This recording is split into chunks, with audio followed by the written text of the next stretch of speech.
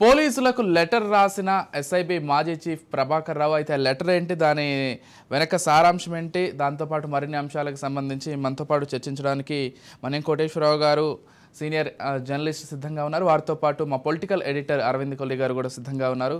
ఇద్దరిని అడిగి పూర్తి విషయాలు తెలుసుకునే ప్రయత్నం చేద్దాం. ఎస్ అరవింద్ గారు, మొత్తంగా ఈ ప్రభాకర్ రావు గతంలో ఎస్ఐబి చీఫ్గా పనిచేశారు. ఆయన వెనుక అనేక ఆరోపణలకు సంబంధించి ప్రస్తుతం ఫోన్ ట్యాపింగ్కి సంబంధించి వినపడుతున్నాయి. ఇక గుండె సంబంధిత వ్యాధితో బాధపడుతున్నానని ఒక కొత్త విషయం చెప్తున్నారు. మొన్నటి వరకు క్యాన్సర్తో నేను పోరాడుతున్నాను, చికిత్స కోసం ఇక్కడే ఉన్నాను, 26వ తారీఖు గత నెలలోనే వస్తా అని చెప్పారు. అయినా కానీ ఆయన రాలేదు. ఆ తర్వాత మళ్ళీ ఇప్పుడు ఒక లెటర్ రాస్తూ తనకు గుండె సంబంధిత వ్యాధులు ఉన్నాయి, బీపీ ఉంది, హై బ్లడ్ ప్రెషర్ ఉంది, ఇంకా ఏవేవో ఉన్నాయని చెప్తూ కొత్త ఆరోగ్య సమస్యలు ఒక చిట్టా ఒకటి పంపించి ఇప్పట్లో నేను రాలేను, మా డాక్టర్లు కూడా ఏం చెప్పారంటే నాకు పూర్తిగా నయమయ్యే వరకు అమెరికా వదిలిపెట్టి వెళ్ళొద్దని చెప్పారు. సో అమెరికా అనే ఒక ప్రాంతంలో ఉంటేనే తనకు బాగా అవుతుందని ఆయన ఏమో ఫిక్స్ అయిపోయినట్లున్నారు.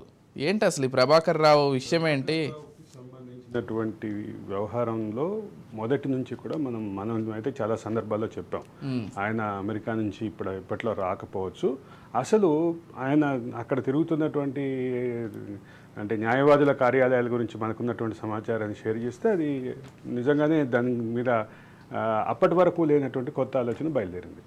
అంటే ఆయన అక్కడ పొలిటికల్ అసైలం అప్లై చేసేటటువంటి ఉద్దేశంలో ఉన్నాడు. అంటే అమెరికాలో శరణార్థిగా, అంటే నేను భారత్కు వెళ్తే నాకు ముప్పు ఉంది, నా సివిల్ రైట్స్కి ఇబ్బంది కల్పించేటటువంటి పరిస్థితి ఉంది, ప్రభుత్వం నన్ను టార్గెట్ చేస్తుంది అనే ఉద్దేశంతో ఆయన అక్కడ అంటే అక్కడ ఇమిగ్రేషన్లో స్పెషలిస్టులు అయినటువంటి న్యాయవాదులతో సంప్రదిస్తున్నారు. చివరికి కమలా హ్యారిస్ గతంలో వైస్ ప్రెసిడెంట్ కాకముందు ఉన్నటువంటి కమలా హ్యారిస్ ఏదైతే ఆమె లా ఫర్మ్ ఆమె హెడ్ చేసిందో దాన్ని కూడా సంప్రదించారు.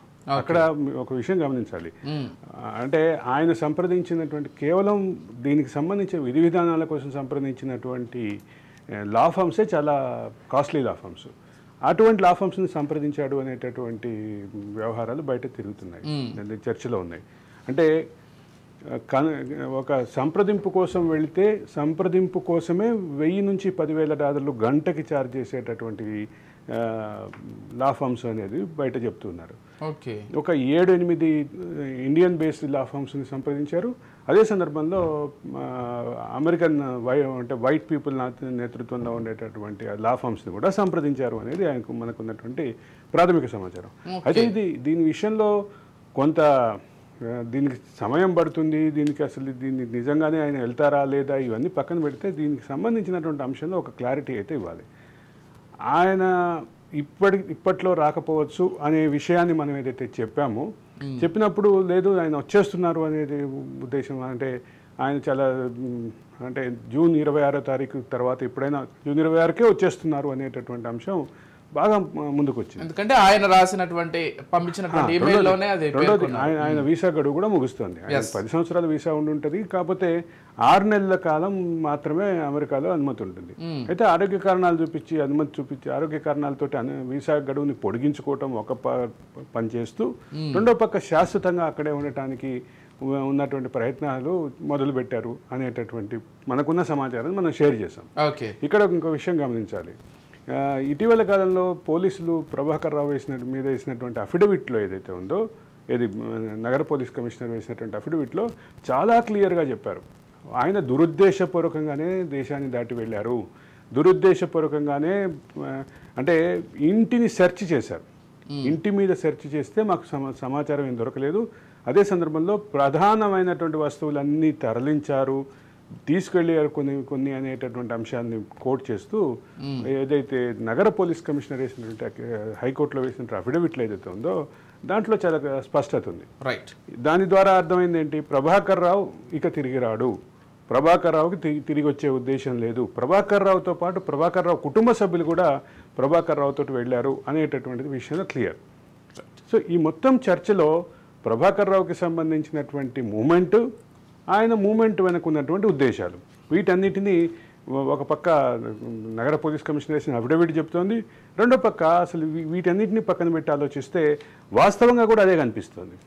ఆయన వెళ్ళినటువంటి విధానం, అక్కడికి వెళ్ళిన తర్వాత ఆయన క్యాన్సర్ ట్రీట్మెంట్కి వెళ్ళాను అని చెప్పినటువంటి వ్యక్తి అక్కడ క్యాన్సర్ వెళ్ళిన తర్వాత ఈ కేసు వలన ఒత్తిడి పెరిగి స్ట్రెస్ పెరిగి బీపీ వచ్చింది అని చెప్పటం, ఈ Heart వీటన్నిటి diseases వెనక కూడా ఉన్నాయి ఒక గ్రౌండ్ ప్రిపరేషన్ క్లియర్ గా కనిపిస్తుంది. ఒక్కసారి intentions are clear, motives are clear, action is had to be taken. S Koteswararao గారు, ఈ దేశం వదిలి ఎవరైతే వెళ్తారో ఏదో ఒక నేరం చేసో లేకపోతే ఇక్కడ ఏదో ఒక తప్పు చేసో, మనం ఆర్థిక నేరగాళ్ళని చాలా తరచుగా చూస్తుంటాం. విజయ్ మాల్యా లాంటి వాళ్ళని, నీరవ్ మోదీ లాంటి వాళ్ళని, అంటే దేశంలో ఉన్నటువంటి డబ్బులు దోచుకుని వెళ్ళి అక్కడ ఉండేటువంటి ప్రయత్నం చేస్తారు. ఇక్కడికి మళ్ళీ వస్తే ఎక్కడ చట్టాలు ద్వారా నేరాలు చేసి జైలుకు వెళ్తామనేటువంటి ఒక భయంతో.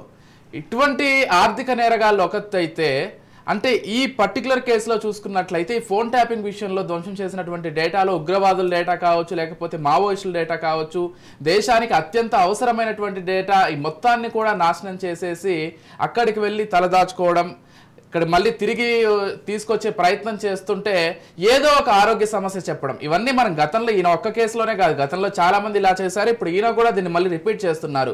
అంటే ఇది ఒక పరిపాటిగా మారిపోయిందని చెప్పడంలో మాత్రం చాలా క్లియర్ కట్గా అది అర్థమవుతోంది. మొన్నటి వరకు క్యాన్సర్ అని చెప్పి ఇప్పుడు మళ్ళీ నాకు గుండెకి సంబంధించినటువంటి రోగాలు వచ్చాయి, లేకపోతే హై బ్లడ్ ప్రెషర్ ఉంది, ఇటువంటి కొత్త కొత్త విషయాలన్నీ కూడా చెప్పుకొస్తున్నారు. ఆర్థిక నేరగాలను మించినటువంటి నేరం ఇది అనేది చాలా మంది ఇప్పుడు భావిస్తున్నారు. ఎలా చూస్తారు మీరు ఈ అంశాన్ని? ఫోన్ ట్యాపింగ్ అనేటువంటిది క్రిమినల్ నేరానికి సంబంధించినటువంటి అంశం ఇది. అందులోనూ పోలీసు ఉన్నతాధికారులుగా ఉన్నటువంటి వాళ్ళు ఆ నేరంతో సంబంధం ఉన్నప్పుడు వాటి నుంచి తప్పించుకోవడానికి, ఇప్పుడు దొంగలకి ఎట్లాగైతే చట్టాల్లో ఉన్నటువంటి లొసుకులు ఎట్లా తెలుసో అదే విధంగా పోలీసులకి అంతకంటే ఎక్కువ తెలుసు.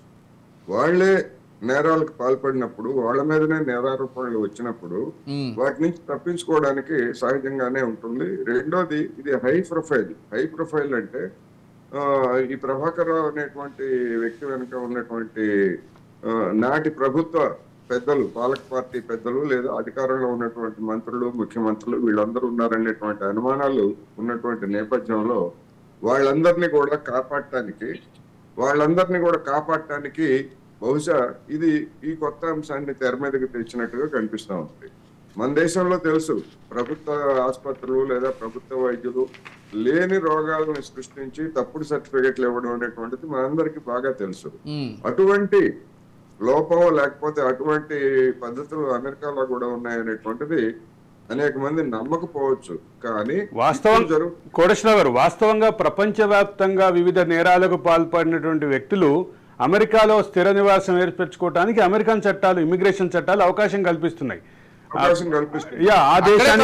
ఆ దేశానికి వెళితే రాజకీయ పరమైనటువంటి ఇబ్బందులు ఉంటాయి, తమ పైన అక్రమ కేసులు మోపుతారు. ఇట్లాంటివన్నీ కొన్ని అంటే నియమాలు ప్రపంచంలో మిగతా దేశాల కంటే అమెరికాలో ఎక్కువ సులభతరంగా ఉన్నాయి. అందుకే కదా ప్రపంచంలో ఎక్కడ ఏ నేరం చేసిన వాళ్ళందరూ వెళ్ళి అమెరికాకు వెళ్ళి తలదాచు, అమెరికా, బ్రిటన్. అందువలన ఇప్పుడు ఈ ప్రభాకర్ రావు గారి ఉదంతంలో కూడా అదే పునరావృతమైంది అనేటువంటిది మనకి స్పష్టంగా కనిపిస్తా ఉంది. అందువలన ఇక్కడ రెండోది, అక్కడే రాజకీయ ఆశ్రయం పొందడానికి ప్రయత్నాలు చేస్తున్నారు, చేయొచ్చు కూడా. కానీ ఈ విషయంలో మరి కేంద్ర ప్రభుత్వం కీలకంగా ఇటువంటి ప్రయత్నాలు కనుక చేసేట్లయితే అతను రాజకీయ పరమైన క్రిమినల్ యాక్టివిటీస్ లో ఉన్నాడు, అందువలన దాన్ని తప్పించుకోవడానికే ఈ విధంగా కోరుతున్నారు కనుక ఇవ్వద్దు అనేటువంటి యాంగిల్లో కేంద్ర ప్రభుత్వము అమెరికా ప్రభుత్వానికి రాయాల్సి ఉంటుంది. నిజంగా అటువంటిది చేస్తారా లేకపోతే ఏం జరుగుతుంది అనేటువంటిది ఇప్పుడు కొత్తగా తలెత్తినటువంటి పరిణామంతో ఆసక్తి రేపుతున్నటువంటి అంశం. అందువలన ఇప్పుడు ఈ నేరానికి సంబంధించి ఇప్పుడు జరుగుతున్నటువంటి తెలంగాణలో జరుగుతున్నటువంటి దర్యాప్తుని రెండు భాగాలు చేసి ప్రభాకర్ రావు పాత్రతో పాటు మిగిలినటువంటి పాత్రను విడిగా చేసి ఇక్కడ దర్యాప్తుని కొనసాగించాలంటే ప్రభాకర్ రావు ఆయన లేని సమయంలో, అంటే భౌతికంగా అందుబాటులో లేనప్పుడు ఉండేటువంటి పద్ధతులను అనుసరించడం ఒకటి. రెండోది, అవసరమైతే ప్రభాకర్ రావుని అమెరికా వెళ్లి విచారించడానికి తగినటువంటి చట్టపరమైనటువంటి అంశాలు ఏమున్నాయి ఏమిటి అనేటువంటిది కేంద్ర ప్రభుత్వం ద్వారా నెగోషియేట్ చేయించి, ఒకవేళ ఆయన అనారోగ్య కారణంతోనే ఉండేట్లయితే అక్కడికి వెళ్ళి విచారణ జరపడానికి, అతని స్టేట్మెంట్ అక్కడ తీసుకోవడానికి ఉన్నటువంటి అవకాశాలను కూడా పరిశీలించాలి అనేది నా అభిప్రాయం. అంటే కోటేశ్వరరావు ఇక్కడ ప్రధానంగా గమనించాల్సింది ఏంటంటే ఫోన్ ట్యాపింగ్ అనేటటువంటి ఒక క్రైమ్ ఆధారంగా దాని చుట్టూ తిరిగినటువంటి మిగతా క్రైమ్లు, అంటే బెదిరించి డబ్బులు వసూలు చేయడం నుంచి మొదలుపెట్టి లైంగిక దోపిడీ వరకు చాలా అంటే పలు నేరాలు దీంట్లో ఇన్వాల్వ్ అయి ఉన్నాయి. కాబట్టి ఈ మొత్తం దీని వెనకున్నటువంటి డర్టీ గ్యాంగ్ లీడర్ అయినటువంటి ప్రభాకర్ రావు వీళ్ళ చుట్టూ తిరిగేటటువంటి అంశంలో కీలకంగా భావించాల్సింది ఏంటంటే అసలు ఈ కేసు బయటకు వచ్చింది ఫోన్ ట్యాపింగ్ గురించి కాదు. ఫోన్ ట్యాపింగ్ ఆధారాల్ని ధ్వంసం చేసినటువంటి ప్రణీత్ రావు చర్యతోటి కేసు మొదట్లో బయటకు వచ్చింది. బయటకు వచ్చిన తర్వాత దీనికి సంబంధించినటువంటి క్రోనలాజికల్ ఆర్డర్, విచారణ క్రోనలాజికల్ ఆర్డర్ చూస్తే దీంట్లో రకరకాల వ్యక్తులు రకరకాల పాత్రలు వచ్చి బయటకు వచ్చినాయి. అయితే ఈ మధ్య కాలంలో ఉధృతంగా వెళ్ళినటువంటి కేసు కొంత స్టేటస్ కో ఉంది, అంటే కొంత యథాతథ స్థితి కొనసాగుతుంది, దాంట్లో ముందడుగు పడట్లేదు అనేటటువంటి అంశం ఒక పక్కనుంటే, ప్రభాకర్ రావు వస్తే ఈ డర్టీ గ్యాంగ్కి సంబంధించినటువంటి పూర్తి వివరాలు మరిన్ని వివరాలు వచ్చే అవకాశం ఉంది, ప్రభాకర్ రావు విచారణకు వస్తే వచ్చే అవకాశం ఉంది అంటూ అటు పోలీస్ వర్గాలు కానీ ఇటు రాజకీయ వర్గాల్లో కానీ మీడియా వర్గాల్లో కానీ చర్చలు జరుగుతున్నాయి. ఇప్పుడు మీరు అన్నట్టుగా నిజంగానే ప్రభాకర్ రావుకు ఆరోగ్య సమస్యలు ఉంటే ఇక్కడి నుంచే ఒక బృందం వెళ్ళి విచారణ జరపాలి అనేటటువంటి ఆలోచన కూడా ఈ కేసుకున్నటువంటి ఇంటెన్సిటీ, ఈ కేసుకున్నటువంటి గ్రావిటీ విషయంలో ఖచ్చితంగా ఆ రకమైనటువంటి స్టెప్ కూడా అవసరమే. ఎస్, అంటే అరవింద్ గారు మీరు చెప్పినట్లుగా ఈ కేసును కేవలం ఫోన్ ట్యాపింగ్ అనే ఒక అంశంగా చూడకూడదు. ఎందుకంటే ఫోన్ ట్యాపింగ్ అనే పేరుతోటి చాలా మంది కాల్స్ రికార్డ్ చేసుకొని వాళ్ళని రకరకాలుగా బెదిరించి డబ్బులు గుంజడం దగ్గర నుంచి మీరు చెప్పినట్లుగా లైంగికంగా వేధించి లైంగిక అత్యాచారాలకు పాల్పడ్డటువంటి కొన్ని సంఘటనలు కూడా ఉన్నాయి. కొంతమంది మహిళలు ఆత్మహత్య వరకు కూడా వెళ్ళారు. కాబట్టి ఇది మీరు అన్నట్లుగా చిన్న కేసు కాదు, చాలా గ్రావిటీ ఉన్నటువంటి కేసు. ఇవన్నీ గమనించాలి విజయ్. కేంద్ర దర్యాప్తు సంస్థ 40 మంది మహిళల్ని ఫోన్ ట్యాపింగ్ చేసి వాళ్ళని లైంగికంగా దోపిడీ చేశారు అనేది ఒక ఆరోపణతోటి 4 కానిస్టేబుల్ అని అరెస్ట్ చేశారు నల్గొండ జిల్లాలో. అయితే దానికి ఉన్నటువంటి వేరే సామాజిక పరమైనటువంటి కారణాల రీత్యా వాళ్ళ పేర్లు బయట పెట్టట్లేదు. కానీ ఆ కేసుకు సంబంధించినటువంటి విచారణ కొనసాగుతోంది. రెండోది ఇక్కడ ప్రైమరీ కేసు ఏంటి, ఫోన్ ట్యాపింగ్ సంబంధించిన ఆధారాలు హార్డ్ డిస్క్ని ధ్వంసం చేశారు. ఆ హార్డ్ డిస్క్లు ధ్వంసం చేసినటువంటి విషయం కూడా ఎట్లా తెలిసింది, హార్డ్ డిస్క్లు కోసేసినప్పుడు మెటల్ రంపంతో కోసినప్పుడు దానికి సంబంధించిన రజను కొంత ఆ ఎలక్ట్రీషియన్ రూమ్ లో దొరికింది. దాని నుంచి మొత్తం వెతుకుతుంటే దీని వెనుకున్నటువంటి ఒక పెద్ద అంటే నెట్వర్క్ బయటపడింది. ఈ నెట్వర్క్ క్రమంలో చూసినటువంటి అంటే మనం కేసుకు సంబంధించినటువంటి విషయాలు చూస్తే దీంట్లో పలువురు వ్యక్తులు పలువురు శక్తులు రకరకాల రూపాల్లో ఇన్వాల్వ్ అయి ఉన్నారు. అందులో ఇప్పుడు నేను చెప్పినది ఒక ప్రాథమికమైన అంశం అయినప్పటికీ, ఒక కానిస్టేబుల్ స్థాయిలో జరిగినప్పటికీ 40 మంది మహిళల్ని మనోవేదనకి గురి చేసినటువంటి వాళ్ళ దగ్గర నుంచి మొదలు పెడితే వ్యాపారులను బెదిరించి వసూలు చేసినటువంటి రాజకీయ నాయకుల్ని బెదిరించిన రాజకీయ నాయకుల్ని బెదిరించడం కాదు, తమ పార్టీలో ఉన్నటువంటి కొంతమంది నాయకుల యొక్క భార్యల ఫోన్లను కూడా ట్యాప్ చేశారనేది ఆరోపణ. ఇక్కడ వరకు ఒక ఎత్తు అయితే జడ్జిల ఫోన్ల గురించి ఒక విషయం క్లారిటీ ఇవ్వాలి విజయ్. ఆ విషయం మాట్లాడకూడదు అని చెప్పి ఆల్రెడీ హైకోర్టు ఒక డైరెక్షన్ ఇచ్చింది. కాబట్టి వాళ్ళు కూడా బాధితులు అని చెప్పవచ్చు, కానీ వాళ్ళకి సంబంధించినటువంటి వివరాలు ప్రత్యేకంగా మనం మాట్లాడాలి. ఎవరి పేర్లు తీయట్లేదు.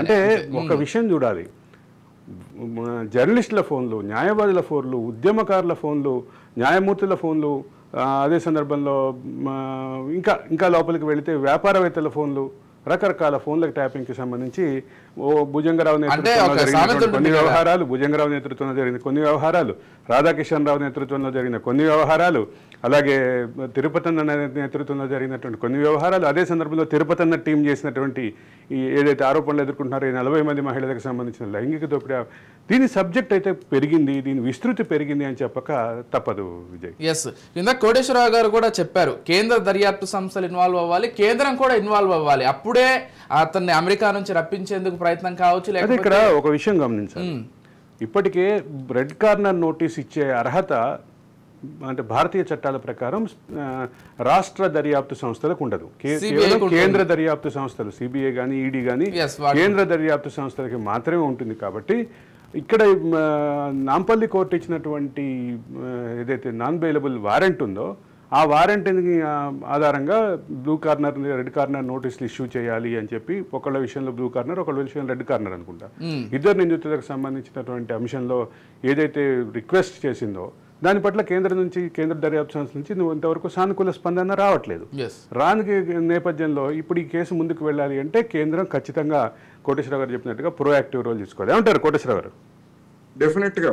ఎందుకు అంటే ఇప్పుడు కేంద్ర ప్రభుత్వం మీరు చెప్పినట్టుగా రాష్ట్ర ప్రభుత్వం వైపు నుంచి ఆ విధమైనటువంటి ప్రెషర్ రాష్ట్ర ప్రభుత్వం వైపు నుంచే ఉండాలి. ఒకవేళ కేంద్ర ప్రభుత్వం దానికి తగిన విధంగా స్పందించకపోతే దాని అర్థం ఏమిటంటే రాజకీయ కోణం దాని వెనకాల ఉన్నది అనేటువంటిది స్పష్టం.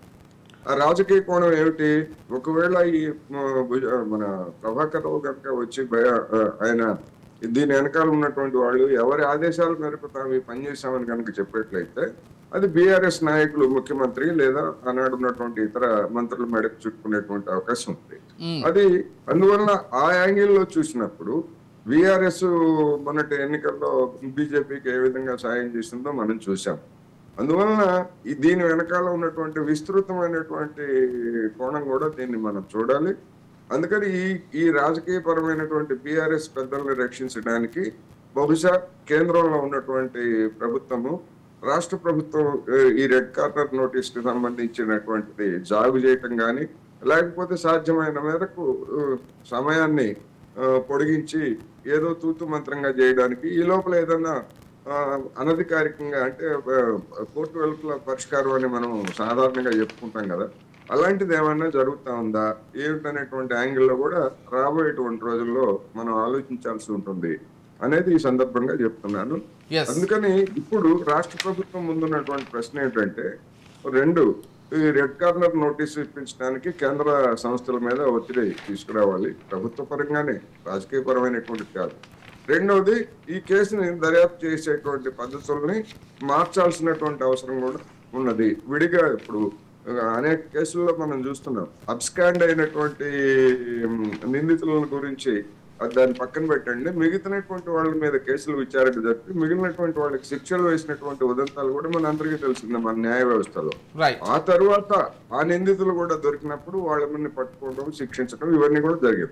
అందుకని అదే మాదిరి ఈ ఫోన్ ట్యాపింగ్ లో ఇప్పుడు ఇక్కడ అందుబాటులో ఉన్నటువంటి వాళ్ళ మీద విచారణ జరపడం, అందుబాటులో లేనటువంటి ప్రభాకర్ రావు మీద తర్వాత విచారణ జరిపించడం లేదా మిగతా పద్ధతులు అనేటువంటి దాని గురించి కూడా ఆలోచించాలి అనేది నా అభిప్రాయం. అంటే ఇక్కడ సైబర్ టెర్రరిజం చట్టంతో సహా సైబర్ టెర్రరిజం అంటే ఐటీఐలో ఉన్నటువంటి సైబర్ టెర్రరిజం సెక్షన్ని కూడా ఇంప్లిమెంట్ చేశారు కాబట్టి ఈ కేసు యొక్క గ్రావిటీ అయితే క్లియర్. కానీ ఇప్పటివరకు ఈ కేసుకు సంబంధించిన అంశాల చర్చలో కోటేశ్వరరావు గారు కొత్త విషయం చెప్పారు. అంటే ఆయనను రప్పించడంలో వైఫల్యం జరిగితే గనక ఇక్కడి నుంచి ఒక బృందం వెళ్ళి విచారణ చేయాలి అనేటటువంటి అంశం ఏదైతే ఉందో, విచారణ చేసిన తర్వాత దాని తర్వాత ఏ రకమైనటువంటి అక్కడి నుంచి ఏం కన్ఫెషన్ స్టేట్మెంట్ వస్తుంది లేదా అక్కడి నుంచి ఏ రకమైనటువంటి వివరాలు వస్తాయి, ఈ వివరాలని క్రాస్ చెక్ చేసుకుని తర్వాత తీసుకునేటటువంటి క్రిమినల్ యాక్షన్స్, దానికి సంబంధించినటువంటి క్రిమినల్ ప్రొసీజర్ తర్వాత మాట.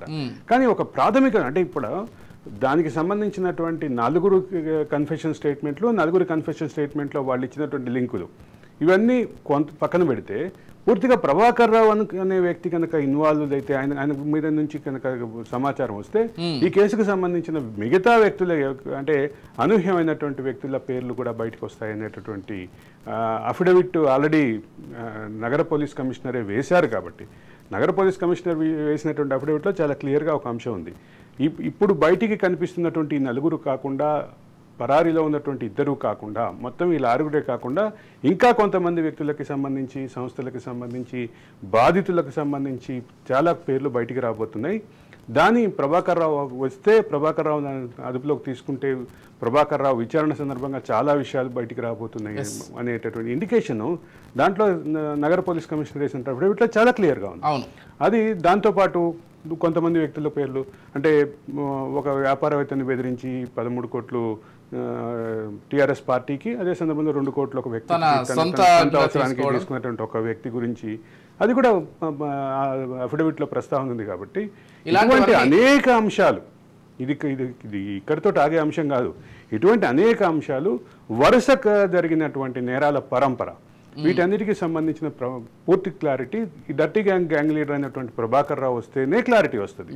అయితే ఒకటి మాత్రం ప్రూవ్ చేశారు వీళ్ళు, దేశవ్యాప్తంగా ఫోన్ ట్యాపింగ్ అనే ఒక అంశాన్ని అడ్డం పెట్టుకుని ఎన్ని క్రైమ్స్ చేయొచ్చో వీళ్ళు ఒక ప్రూవ్ అయితే చేశారు. దాన్ని ఇంకా ఎన్ని చేయాలో అన్నీ చేసేసారు నాకు తెలిసినంతవరకు. ఇంక ఇంతకు మించి ఇంక చేయడానికి కూడా ఏముండవు క్రైమ్స్ ఏమో. ఇకపోతే 2 తెలుగు రాష్ట్రాలకు సంబంధించి బడ్జెట్ ప్రవేశపెట్టేందుకు అసెంబ్లీ సమావేశాలు ప్రారంభమవుతున్నాయి. అయితే 2 తెలుగు రాష్ట్రాల్లో ప్రస్తుతం ఉన్నటువంటి ప్రభుత్వాలకు ఇది ఒక సవాలనే చెప్పుకోవాలి.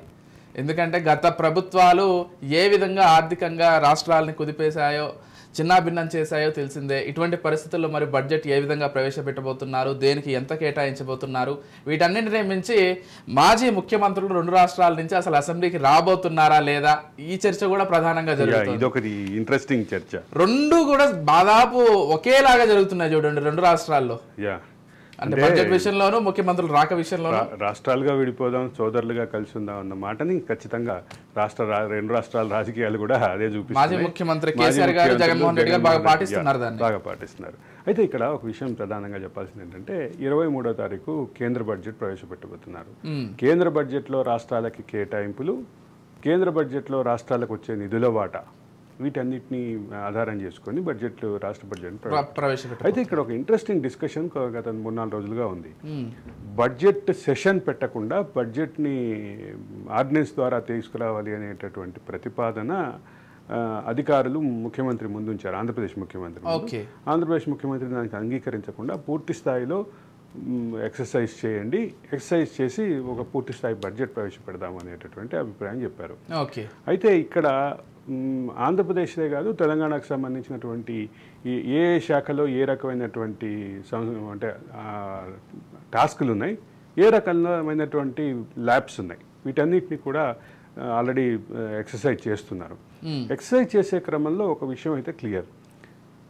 6 సూపర్ 6 అనే పేరుతో ఇచ్చినటువంటి హామీలు 6 అయితే ఉన్నాయో, ఆ 6 విషయంలో ఏ రకమైనటువంటి నిధుల కేటాయింపులు అవసరం అనేది ముందుకు వస్తుంది.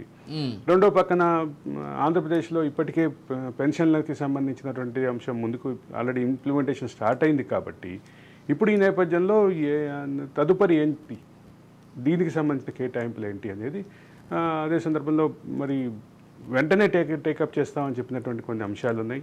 వాటి గురించి కూడా క్లారిటీ రావాల్సి ఉంది. తర్వాత ఒక చిన్న అంశం ఏంటంటే, అంటే ఆంధ్రప్రదేశ్లో ఇక్కడ ప్రమాణ స్వీకారం చేసిన 2వ రోజే బస్సుని ప్రారంభించి, ఫ్రీ బస్సుని, మహిళలకు ఫ్రీ బస్సుని ఆంధ్రప్రదేశ్ తెలంగాణలో ప్రారంభించి ఆంధ్రప్రదేశ్లో ఇంకా టైం తీసుకుంటుంది. కాబట్టి ఇటువంటి కొన్ని అంశాలని ఒక పక్క రెండింటి మధ్య పోలిక, రెండో పక్క కేంద్రం నుంచి వచ్చేటటువంటి నిధుల కేటాయింపు, పథకాల కేటాయింపు, స్పెషల్ వీటన్నిటితోటి, అంటే ఒకటి ఇక్కడ పెండింగ్ హామీలు ముందుకి 2 రాష్ట్రాల్లో ఒక దగ్గర ఒక రంగంలో ఉంటే ఇంకో రంగంలో ఉంది. వీటన్నిటిని కలిపి ఆలోచిస్తే, అంటే 2 రాష్ట్రాలని కలిపి ఆలోచించాల్సిన పరిస్థితి కూడా వచ్చింది. కాబట్టి దానికి సంబంధించిన డిస్కషన్లో ఉన్నాం. కాబట్టి ఈ 2 రాష్ట్రాలకి సంబంధించినటువంటి ముందుకెళ్లే క్రమంలో వచ్చేటటువంటి ప్రధానమైన అంశం ఏంటంటే కేంద్రం నుంచి వచ్చే నిధుల వాటా. ప్రత్యేక నిధుల వాటా ఏమైనా ఇస్తారా, గ్రాంట్లు ఇస్తారా, అదనపు లోన్లకి పర్మిషన్ ఇస్తారా, వీటన్నిటి ఆధారంగా బడ్జెట్ రూపకల్పన అయితే జరుగుతుంది. దీనికి సంబంధించినటువంటి విషయంలో ఆసక్తికరంగా ఏదో చూస్తుంది ఏంటంటే, కేంద్రం రాష్ట్రాలకు ఏమి ఇవ్వబోతుంది. ఒక పక్కనేమో ఎన్డీఏలో కీలక భాగస్వామి, ఇంకో పక్కేమో పెద్దన్న తమ్ముడు. తెలంగాణలోనేమో 2 వేరువేరు కూటములైన ప్రభుత్వాలు అయినప్పటికీ మోడీని పెద్దన్న అన్నటువంటి రేవంత్ రెడ్డి అదే భావంతో కంటిన్యూ అవుతారా చూడాలి. వీటన్నిటికి సంబంధించి క్లారిటీస్ కలిసిన ప్రతిసారి కూడా చాలా చక్కగా కలుసుకోవడం, కానీ కేంద్రంతో సత్సంబంధాలు మెయింటైన్ చేస్తాము అన్న చెప్తున్నటువంటి రేవంత్ రెడ్డి నిజంగానే ఆ మేరకు సత్సంబంధాలు మెయింటైన్ చేస్తూ కొంత నిధులు ఏమైనా తెచ్చుకోగలరా అనేది ఆసక్తికరంగా కనిపిస్తున్నటువంటి అంశం. కోటేశ్వరరావు గారు, నేను చెప్పినట్లు ఛాలెంజింగ్ అంటారా 2 రాష్ట్ర ప్రభుత్వాలకు? గత రాష్ట్ర ప్రభుత్వాలు చేసినటువంటి అప్పుల విషయంలో కావచ్చు, ఆర్థిక లోటు ఇప్పుడు ఉంది కాబట్టి ఇప్పుడు ప్రవేశపెట్టబోయే బడ్జెట్ అయితే కొంత సవాల్గానే తీసుకొని ప్రవేశపెట్టాల్సినటువంటి తరుణం ఎలా చూస్తారు? డెఫినెట్గా 2 రాష్ట్ర ప్రభుత్వాలకి, ముఖ్యంగా ఆంధ్రప్రదేశ్ ప్రభుత్వానికి ఇది మరీ పెద్ద సవాల్గా ఉంటుంది. ఎందుకంటే ఇక్కడికంటే తెలంగాణ కంటే ఆంధ్రప్రదేశ్ లో జగన్మోహన్ రెడ్డి సర్కారు అప్పులు ఎక్కువగా చేసింది అనేటువంటిది అందరికీ తెలిసినటువంటిది.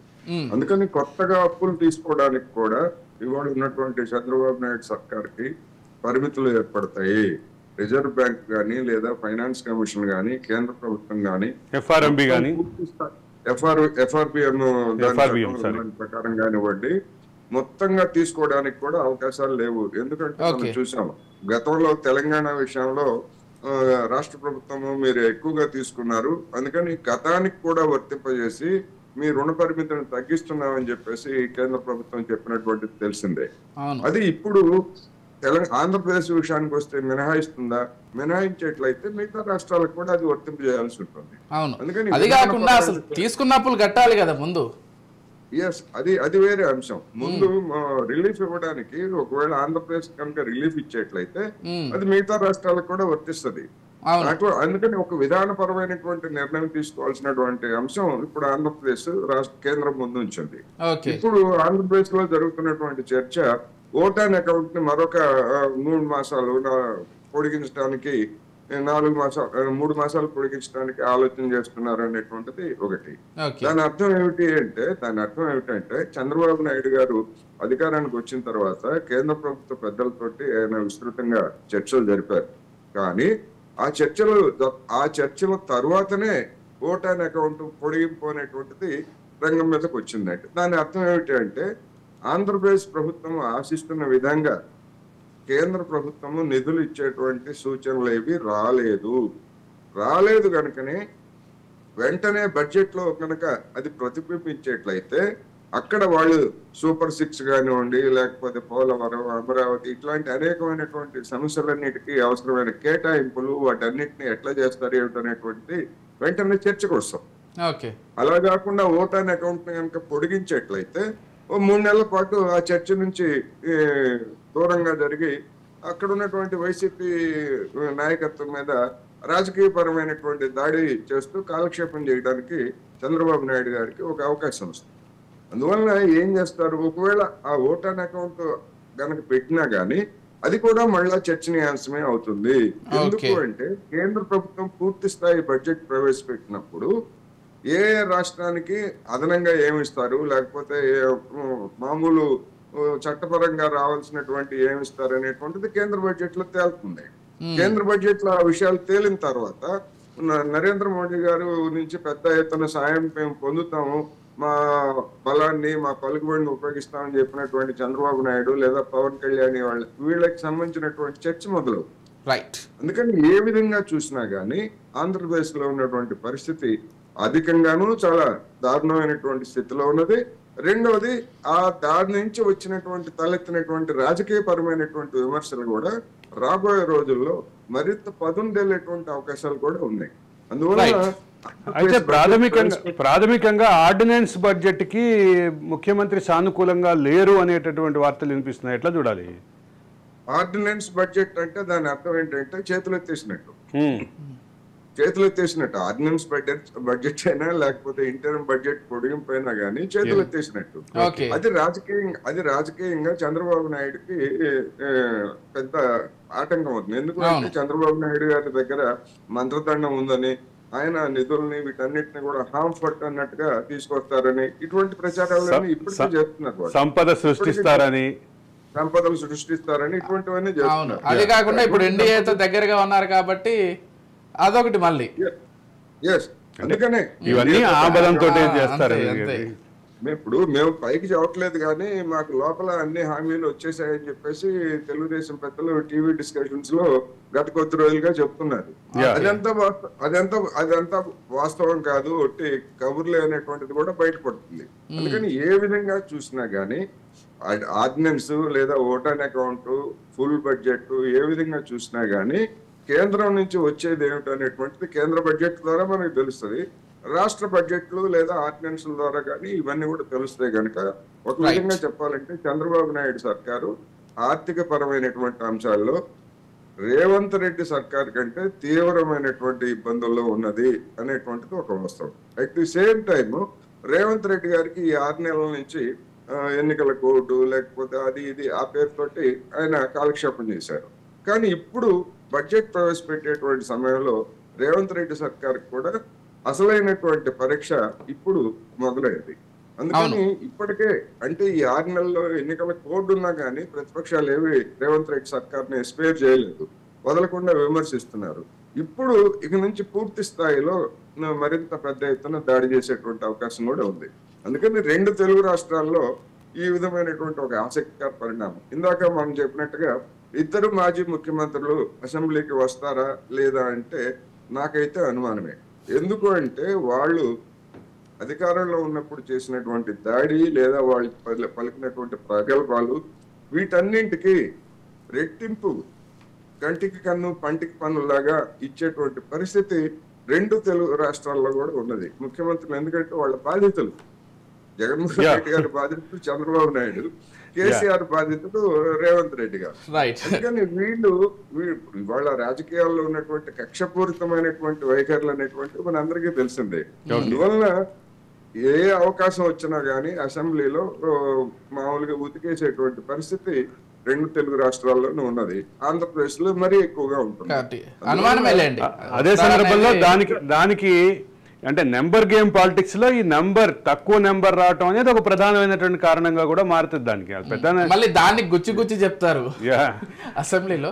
కాబట్టి ఇవన్నీ తట్టుకొని ఉంటారు అనేది అనుమానమే, కాబట్టి రావడం కూడా అనుమానమే. రైట్, బ్రేక్ తీసుకుందామండి. అంటే వాళ్ళ స్వభావ రీత్యా కూడా చూసినా గానీ అహం అనేటువంటిది ఇద్దరు మాజీ సీఎంలలో నరనరాన జీర్ణించి ఉన్నటువంటిది. ఆ అహానికి దెబ్బ తగిలేటువంటి పరిస్థితి వచ్చినప్పుడు దాన్ని అవాయిడ్ చేస్తారు, ఏదో ఒక పేరుతో అవాయిడ్ చేస్తారు తప్ప వచ్చి కూర్చున్నారు కాదు. ఇక్కడ రెండు రాష్ట్రాల ముఖ్యమంత్రుల విషయానికి వస్తే కన్నింగ్ అంటే ఫ్యూడల్ వ్యవస్థ నుంచే వీళ్ళు వచ్చినప్పటికీ పెట్టుబడిదారీ వ్యవస్థలో ఉండేటువంటి లక్షణాలన్నింటినీ కూడా అటు రేవంత్ రెడ్డి గారు, చంద్రబాబు నాయుడు గారు, ఆయన ఇంకా ముఖ్యంగా మరి చంద్రబాబు నాయుడు గారు వాటిలో సీనియర్. అందుకని వీళ్ళు కన్నింగ్ అంటే ఫ్యూడల్ వ్యవస్థని ఫాలో అయ్యేటువంటి వాళ్ళు కాదు. అవసరమైతే ఏమైనా చేయడానికి సిద్ధపడేటువంటి వాళ్ళు కనుక డెఫినెట్ గా అసెంబ్లీ సమావేశాలు అనేటువంటివి ఆసక్తిగా మారుతాయి. అసలు అసెంబ్లీ సమావేశాలు జరుగుతాయా లేదా అనేటువంటిది కూడా అనుమానమే. ఎందుకంటే 10 మంది ఉన్నా 5 మంది ఉన్నా ఒకరు ఉన్నా డిస్టర్బ్ చేయదలుచుకున్నట్లయితే వాటన్నింటినీ కూడా చేయొచ్చు. రైట్, అందుకని అదొక ఆసక్తికరమైనటువంటి పరిణామం రాబోయే రోజుల్లో మనం చూస్తాం. రైట్, ఆంధ్రప్రదేశ్ విషయాన్ని మనం ఒకసారి గమనించినట్లయితే అక్కడ సివిల్ సప్లైస్కి సంబంధించి ప్రస్తుతం ప్రధానంగా చర్చ జరుగుతోంది. ఆ సెక్టార్కి సంబంధించి ఆ మంత్రిగా వ్యవహరిస్తున్నటువంటి నాదెండ్ల మనోహర్ చాలా ఫోకస్డ్గా పనిచేస్తున్నారు. గతంలో ఏదైతే ఆ రేషన్ బియ్యాన్ని లేకపోతే ఈ ప్రభుత్వం అందించేటువంటి అనేక ఇతర ధాన్యాలకు సంబంధించి కొంత అక్రమంగా తరలించారు, అక్రమంగా అమ్ముకున్నారు అనేటువంటి చాలా విపరీతమైనటువంటి కౌంటర్లు చూసాం, లేకపోతే ఆ విమర్శలు చూసాం. అవన్నీ కూడా ప్రస్తుతం నిజమని ప్రూవ్ అవుతున్నాయి. వాటన్నింటిని కూడా వెలికి తీసే పనులు ఆయన ఉన్నారు. దాంతోపాటుగా ఇవన్నీ వెలికి తీస్తే ఖచ్చితంగా ఆంధ్రప్రదేశ్లో చాలా నిత్యావసర సరుకులకు సంబంధించి రేట్లు తగ్గే అవకాశం ఉందంటూ కూడా ఇప్పటికే వాళ్ళ దిశగా ప్రయత్నాలు మొదలు పెడుతున్నారు. కొంతవరకు అది వర్కౌట్ అవుతుంది కూడా. దీనికి సంబంధించి ఎలా చూడాలి, అసలు ఏం జరుగుతుంది ఈ అంశంలో అనేది ఒకసారి అరవింద్ గారిని అడిగి తెలుసుకుందాం. అరవింద్ గారు ఎలా చూస్తారండి పెరుగుతున్న ఆహార ధరల ప్రభావాన్ని పూర్తిగా తగ్గించే క్రమంలో వీళ్ళు చేస్తున్నటువంటి ప్రయత్నాన్ని ఏ విధంగా చూడాలి? అంటే ఒకటి, నిన్న ప్రారంభించినటువంటి సబ్సిడైజ్డ్ ఇంగ్రీడియంట్స్ షాప్ రైతు బజార్లో ప్రారంభిస్తున్నాడు. ఇది ఇవాళ కొత్తదేం కాదు, కానీ దీన్ని ఆయన ఇంటెన్సిఫై చేసి ప్రయత్నిస్తున్నారు అనేటటువంటిది అంశం. అదే సందర్భంలో ఆయన బాధ్యతలు స్వీకరించగానే, అంటే ప్రమాణ స్వీకారం చేసిన వెంటనే ఆయన వర్క్లోకి వెళ్ళిపోయి, మనం గతంలో కూడా మాట్లాడుకున్నాం, కిలో ఉండాల్సిన దగ్గర 20 గ్రాములు 80 గ్రాములు, ఒక 900 గ్రాములు కూడా, ఒక పర్టికులర్ ఇదైతే 990 గ్రాములు, సారీ 890 గ్రాములు, 110 గ్రాములు తగ్గింది. ఇటువంటి విషయాలని స్వయంగా పరిశీలించి దానికి సంబంధించినటువంటి మొత్తం అంతా స్కెచ్ చేశారు. ఇవి ఎక్కడికి పోతున్నాయి అంటే ఎక్కడ తగ్గుతున్నాయి, ఈ తగ్గించినటువంటి అంశాన్ని ఇవన్నీ మళ్ళీ అక్యుములేట్ అయ్యి డబ్బులు ఎక్కడికి పోతున్నాయి అనే విషయంలో కూడా ఆయన మొదలు పెట్టారు.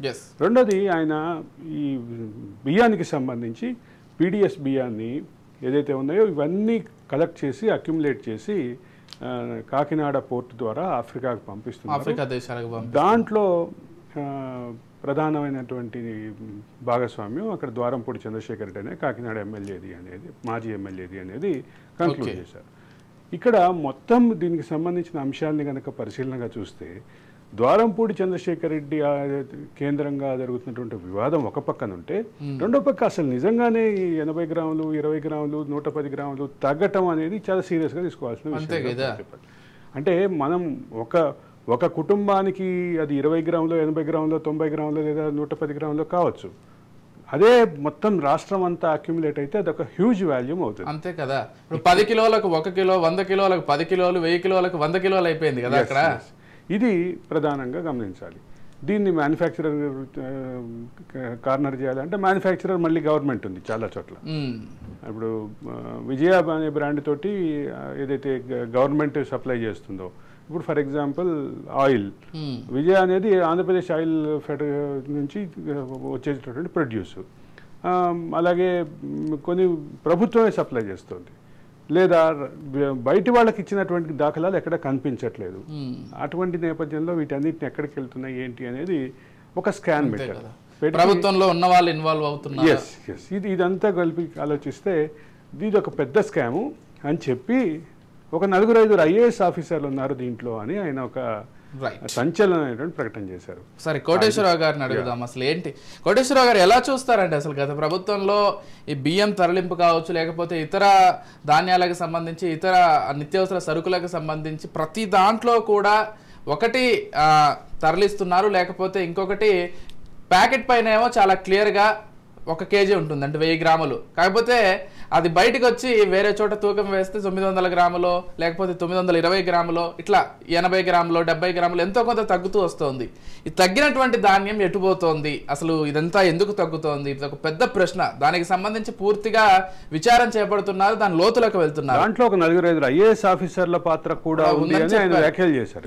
ఇది IAS లో ఎవరో పేర్లు ఏంటో బయటికి రావాలి కానీ అసలు ఎలా చూస్తారండి ఇది? ప్రజలకు అందాల్సినటువంటి ఈ విషయంలో ఇంత అక్రమం జరగడాన్ని ఎలా చూస్తారు? ఇప్పుడు ఏ పథకాన్నైనా దుర్వినియోగం చేయడంలో లేదా దాని నుంచి లబ్ధి పొందడంలో రాజకీయ నాయకులుగా ఉన్నటువంటి వాళ్ళు, ముఖ్యంగా అధికారంలో ఉన్నటువంటి వాళ్ళు సిద్ధహస్తులు అనేటువంటిది అందరికీ తెలిసిందే. అందువల్ల ఈ బియ్యం విషయంలో కూడా ఆంధ్రప్రదేశ్ లో అదే జరిగినట్టుగా కనిపిస్తా ఉంది. అందువల్ల ఇప్పుడున్నటువంటి ప్రభుత్వం దానికి సంబంధించినటువంటి పూర్తి వివరాలను ఇంకా సేకరించేటువంటి దశలోనే ఉంది కనుక దాని తీవ్రత ఏ స్థాయిలో ఉంది అనేటువంటిది మనం చెప్పలేము. ఏమైనప్పటికీ ఇది ఒక మంచి పరిణామం. ఎందుకంటే గత ప్రభుత్వంలో ఏ అంశాలలో వీళ్ళు విమర్శించేశారో, అంటే ప్రతిపక్షంలో ఉండగా జనసేన కానీ, తెలుగుదేశం కానీ, లేదా బీజేపీ కానీ తక్కువ స్థాయి అయినప్పటికీ చేశారో వాటన్నిటికి సంబంధించినటువంటి సమాచారాన్ని లేదా వాస్తవాలను బయట పెట్టాల్సిన బాధ్యత కూడా ఉంది. లేకపోయినట్లయితే వీళ్ళందరూ కూడా గాలి వార్తలు లేదా గాలి ఆరోపణలు చేశారనేటువంటిది జనంలో కూడా అభిప్రాయం కలుగుతుంది. అందుకని ఆ విధమైనటువంటి ఇప్పుడు శ్వేతపత్రాలు కానివ్వండి, లేదా శాఖాపరమైనటువంటి దర్యాప్తులు కానీ, ఇప్పుడు మన పవన్ కళ్యాణ్ గారు చెప్పినట్టు తన శాఖలో 2000 కోట్లు ఉంటే ఏం కనపట్టలేదు, ఏమైంది అని చెప్పేసి ఆయన బహిరంగంగా చేసినవి కానీ, ఇవన్నీ కూడా మీడియా దృష్టిని ఆకర్షించడానికి చేశారనేటువంటిది స్పష్టం. అట్ ది సేమ్ టైమ్ ఇంకా అనేకమైనటువంటి అంశాలు ఉన్నాయి. అన్నిటికంటే ముఖ్యమైనది పవన్ కళ్యాణ్ గారు 30,000 మంది యువతులు అదృశ్యమయ్యారు, నాకు కేంద్ర ప్రభుత్వం ప్రత్యేకంగా సమాచారం పంపిందని చెప్పేసి ఆయన ఎన్నికల ముందు చెప్పారు. అందువల్ల ఇప్పుడు అధికారానికి వచ్చిన తర్వాత స్వయంగా ఒక మహిళ హోంమంత్రిగా ఉన్నారు, రెండోది డిప్యూటీ సీఎం గా పవన్ కళ్యాణ్ ఉన్నారు. దాని గురించి ఇంతవరకు ఎవరు ఎక్కడా మాట్లాడలేదు. ఏం జరుగుతుంది లేకపోతే ఏం చేయబోతున్నారు అనేటువంటి అంశం కూడా చెప్పట్లేదు. అందుకని రాష్ట్ర ప్రభుత్వం ప్రకటిస్తున్నటువంటి శ్వేతపత్రాల్లో ఈ 30,000 మంది మహిళల అదృశ్యం, యువతులు కావచ్చు, మహిళలు కావచ్చు, పిల్లలు కావచ్చు, ఎవరైనా కానీ వీళ్ళ అదృశ్యానికి సంబంధించినటువంటి సమాచారాన్ని కూడా రాష్ట్ర ప్రజలకి అందించాలి. లేకపోయేట్లయితే వీళ్ళు చేసినటువంటి ఆరోపణలకి ఆధారం ఏమిటనేటువంటి ప్రశ్న జనంలోనూ మీడియాలోనూ తలెత్తుతుంది. అందుకని నేను అనుకోవడం ఈ 2-3 నెలలు ఈ విధమైనటువంటి అంశాలతోనే ఆంధ్రప్రదేశ్ రాజకీయాలు లేదా ఆంధ్రప్రదేశ్ ప్రభుత్వ చర్యలు కూడా ఈ ధోరణిలోనే కొనసాగేటువంటి అవకాశం ఉంటాయి. ఈ క్రమంలో కొన్ని అంశాలు మనకి జనానికి పబ్లిక్ గా అందుబాటులోకి వస్తాయి.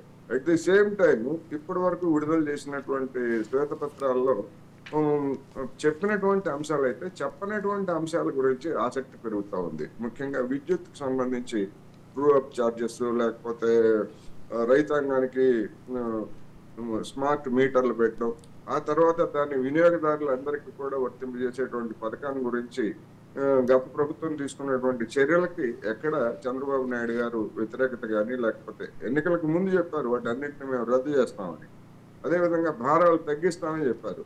కానీ శ్వేతపత్రం సందర్భంగా ఆయన నోటి నుంచి అటువంటి మాట వెలువడలేదు. స్టేటస్ అని చెప్పారు తప్ప గతంలో చేసుకున్నటువంటి ఒప్పందాలని రద్దు చేసుకుంటారా లేకపోతే ఏం చేస్తారు ఏమిటనేటువంటిది చెప్పలేదు.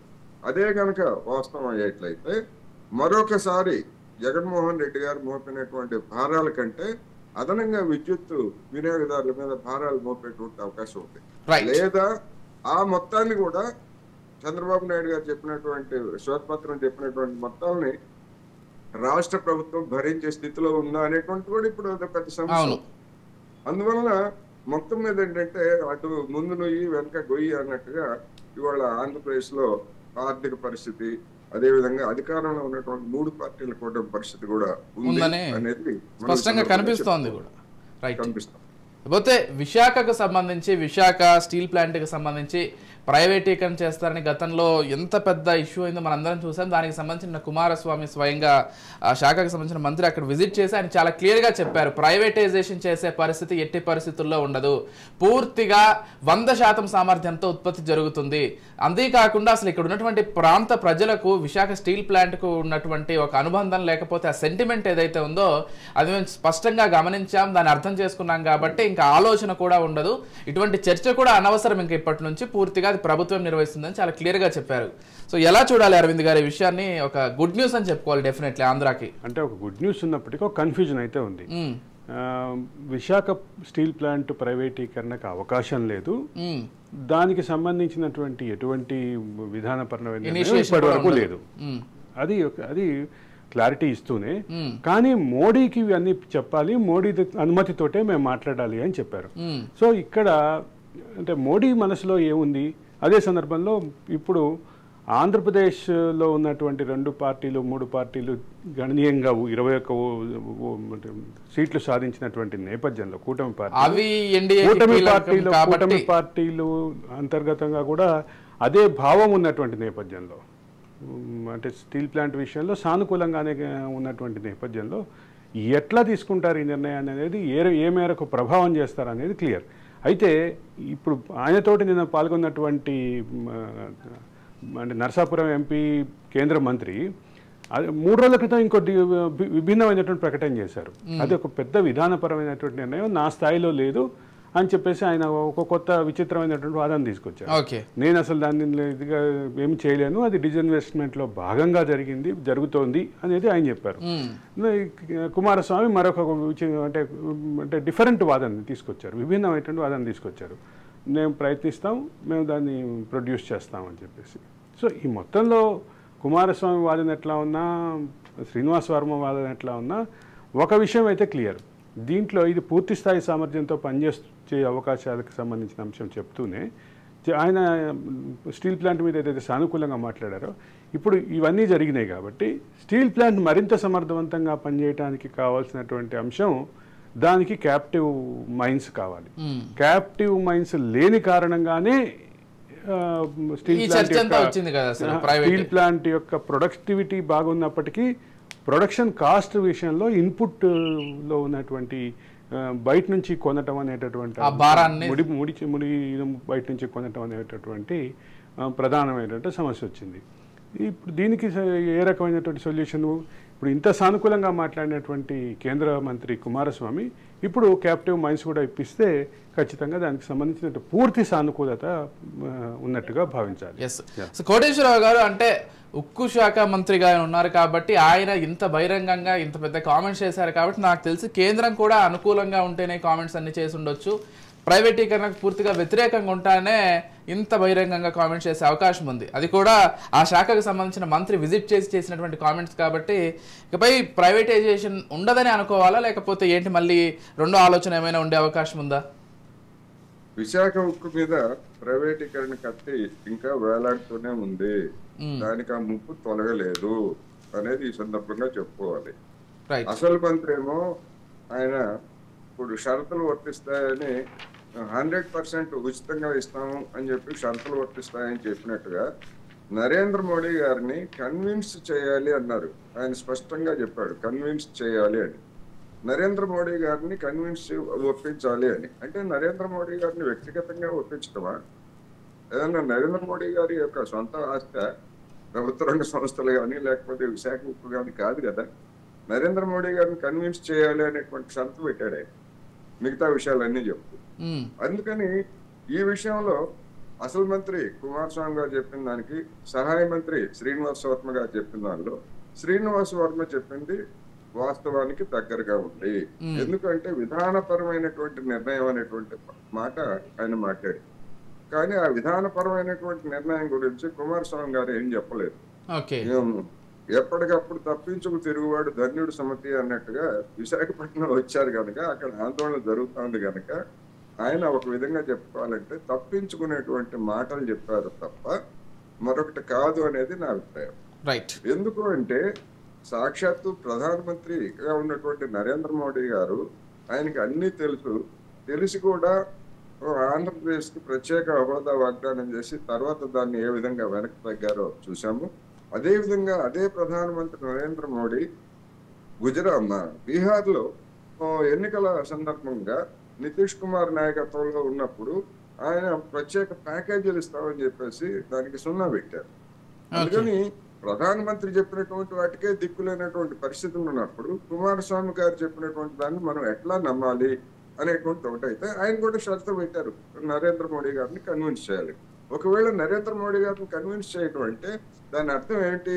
విశాఖ ఉక్కుతో కాదు, మొత్తం ప్రైవేటీకరణ డిజిన్వెస్ట్మెంట్ పేరుతోటి ప్రైవేటీకరణ చేయడానికి కూనుకునేటువంటి పాలసీ ఇందులో ఇమిడి ఉంది.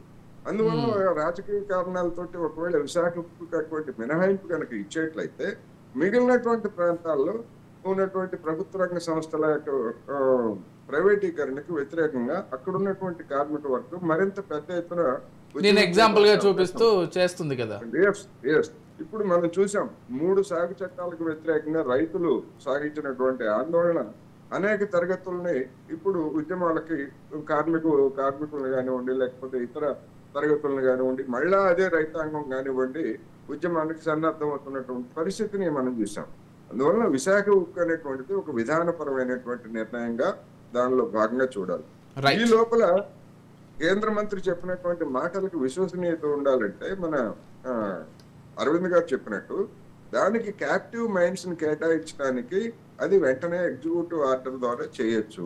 అదేవిధంగా ఇతరత్ర దానికి అవసరమైనటువంటి వర్కింగ్ క్యాపిటల్ కానీ వీటన్నిటిని కూడా సమకూర్చుకోవడానికి వెంటనే చేయొచ్చు.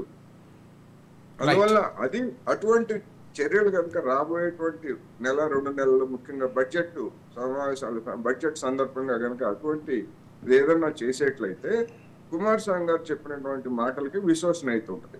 లేకపోయేట్లయితే గౌరవప్రదంగా విశాఖపట్నం నుంచి వెళ్ళిపోవడానికి ఆయన చెప్పినటువంటి మాటలుగానే వాటిని చూడాల్సి ఉంటుంది అనేది నా అభిప్రాయం.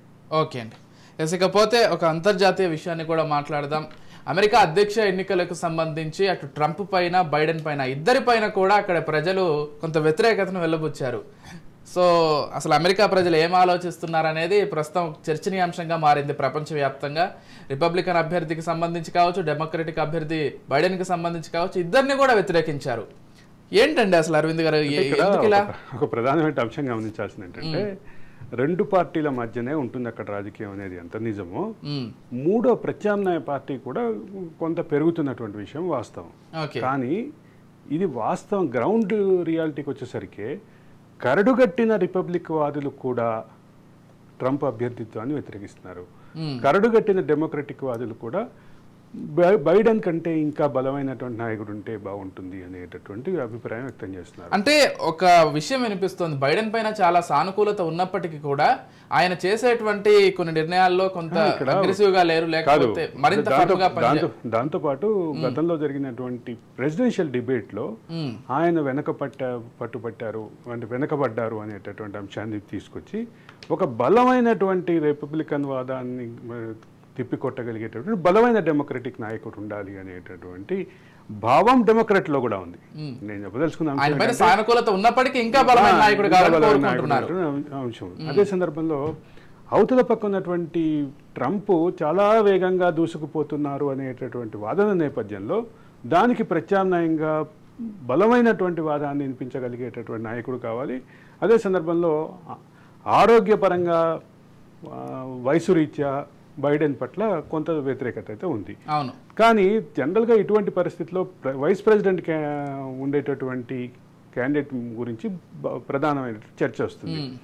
వైస్ ప్రెసిడెంట్కి మీద ఉన్నటువంటి ఇతర కారణాల రీత్యా అంటే ఒక పక్కన చూడాలంటే ఇమ్మిగ్రెంట్స్ చాలా కీలకమైనటువంటి పాత్ర పోషిస్తారు. ఏషియన్స్ కానీ ఆఫ్రో అమెరికన్స్ కానీ చాలా ఆఫ్రో అమెరికన్స్కి సంబంధించినటువంటి గణనీయమైనటువంటి ఓట్ల శాతం ఉన్నప్పటికీ వాళ్ళల్లో కమలా హ్యారిస్ పట్ల సానుకూలత లేదు అనేది ఒక ప్రధాన అంశం.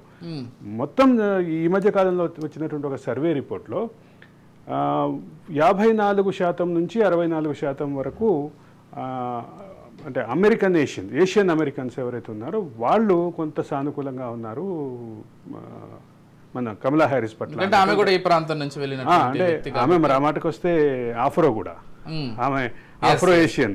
అదే అడగాలనుకున్నాను. ఇప్పుడు ఆఫ్రికా ఇక్కడ ఒక ప్రధానమైన విషయం ఏంటంటే మొత్తం అమెరికన్ ఓటింగ్ శాతంలో ఇటు పక్క ఆఫ్రో అమెరికన్స్ది అటు పక్క ఏషియన్స్ది.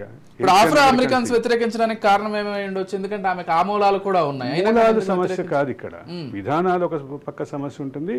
రెండోది వాళ్ళు అంటే ఆఫ్రో అమెరికన్స్ చాలా వరకు మొదటి నుంచి కూడా డెమోక్రట్లకే అనుకూలంగా ఉంటారు. ఎందుకంటే రిపబ్లిక్ పార్టీ విధానాలు, ఇటీవల కాలంలో ట్రంప్ చేసినటువంటి వ్యాఖ్యలు, ఇమిగ్రెంట్స్ మీద వీటన్నిటికీ నేపథ్యంలో ఆయన మీద వ్యతిరేకత ఉంది, ఆ పార్టీ మీద వ్యతిరేకత ఉంది. కానీ ఇప్పుడు ప్రధానమైనటువంటి సమస్యగా వచ్చినటువంటి అంశం ఏంటంటే బైడెన్ ఆరోగ్య పరిస్థితి, బైడెన్ ఫిజికల్ స్టెబిలిటీ. రెండోది అటు పక్కన ఉన్నటువంటి ట్రంప్కి సంబంధించినటువంటి కౌంటర్ ఇవ్వటంలో ఫెయిల్ అవుతున్నాడు అనేటటువంటిది ప్రధానమైన అంశం. ఇక ట్రంప్కి సంబంధించినటువంటి దూకుడు విషయంలో అటు రిపబ్లికన్లో కూడా వ్యతిరేకత ఉంది. రిపబ్లికన్లు కూడా ట్రంప్ కాకుండా మరో వ్యక్తి అయితే బాగుంటుంది అనేటటువంటి అభిప్రాయంలో అయితే ఉన్నారు.